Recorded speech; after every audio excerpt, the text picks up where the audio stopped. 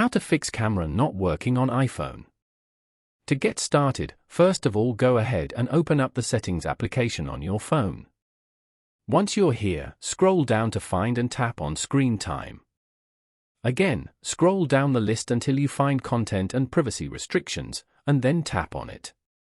This specific menu is where you can manually block or limit specific apps, features, and content. Inside this menu, find and tap on the Allowed Apps and Features option at the top. You will see a list of default apps. Find the Camera app to make sure the toggle switch next to Camera is turned on.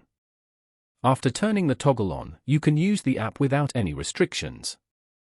Next, go back to the main settings page, scroll down, and tap on Privacy and Security. Then, keep scrolling down to the bottom to find and select Camera. This page shows all the apps that have requested camera access. Ensure the toggle is enabled for the specific app you are having trouble with. Following these steps, you can easily fix camera not working on an iPhone.